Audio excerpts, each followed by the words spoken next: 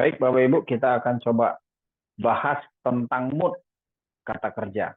Ya, ini unsur yang pertama akan kita bahas. Sekali lagi, dalam bahasa Yunani tadi saya jelaskan bahwa ada unsur kata kerja namanya mood yang ingin menjelaskan real atau tidak realnya satu kata kerja.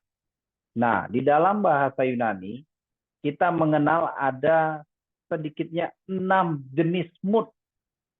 Ya, ada 6 jenis mood kata kerja dalam tata bahasa Yunani. Yang pertama namanya indikatif. Mood indikatif itu ingin menjelaskan kegiatan kata kerja sungguh-sungguh terjadi. Jadi kata kerja itu real. Ya, kalau kata kerja itu melihat, benar-benar melihat. Real. Ya. Lalu ada mood yang kedua namanya optatif.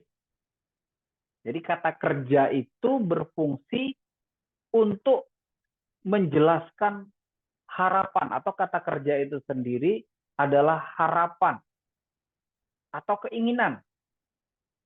Jadi bukan sesuatu yang real terjadi, tapi baru harapan. Kalau dia melihat, tadi indikatif, kalau dia harapan, berharap melihat. Hanya dalam penerjemahannya tidak ada menggunakan kata harapan, berkeinginan, tidak. Ya, tetap nanti diterjemahkan dalam bahasa Indonesia berharap atau melihat, bukan berharap tapi melihat. Tapi kita mengerti bahwa ini harapan, bukan real melihat. Lalu yang berikutnya ada mood imperatif. Kata kerjanya berfungsi sebagai perintah atau larangan. Jadi kalau umpamanya tadi melihat itu indikatif, kalau dia dalam bentuk imperatif, dia sebagai perintah. Lihatlah, melihatlah. Kira-kira begitu. Jangan melihat. Jadi bisa, intinya ingin menekankan perintah, juga ingin menekankan larangan. Nah, itu kalau kita nanti ketemu mood imperatif.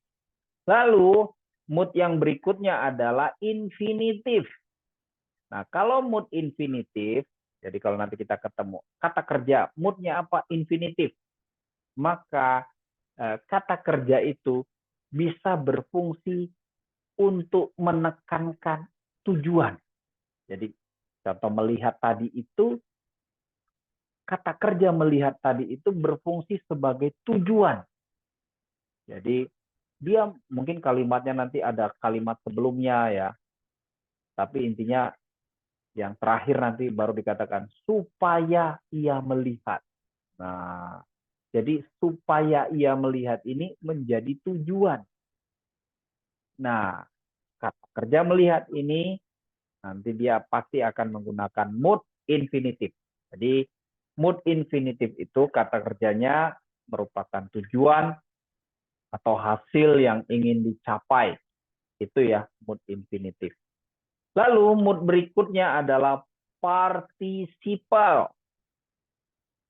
Mood berikutnya adalah participle, artinya kata kerja itu berfungsi sebagai, pertama bisa berfungsi sebagai kata benda, tapi ketika dia berfungsi sebagai kata benda, dia sebagai subjek kalimat.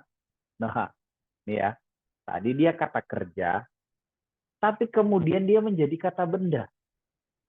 Nah, nanti kalau kita menemukan mood participle pada kata kerja, jadi kata kerjanya itu bisa menjadi kata benda. Contoh melihat tadi, dia bisa menjadi kata benda. Kata bendanya ini berperan sebagai subjek dalam kalimat. Contoh melihat, jadi pelihat. Ya, memberi, pemberi. Nah, dia jadi kata benda dan sekaligus sebagai subjek. Partisiple juga bisa berfungsi sebagai keterangan. Jadi kata kerja itu menerangkan. Jadi nanti ada kalimat sebelumnya. Ya, contoh saja, murid murid murid-murid itu pergi ke murid-murid yang melayani di Yerusalem. Contoh, ditangkap tentara Roma. Jadi yang melayani di Yerusalem, kata melayani tadi, ada tadi tambahan kata yang ya. Murid-murid yang melayani. Nah, kata yang melayani itu kata kerja yang berfungsi sebagai keterangan. Keterangan untuk apa? Untuk menerangkan murid-murid. Siapa sih murid-murid yang ditangkap tentara Roma? Oh, murid-murid yang melayani di Yerusalem. Yang melayani itu kata kerja. Nah, itu pasti dalam bentuk participle atau moodnya participle sebagai keterangan. Ya. Lalu gimana kita membedakan ini partisipalnya ini sebagai kata benda, ini sebagai keterangan. Gimana cara kita membedakan keduanya ketika ketemu nanti kata kerja Yunani?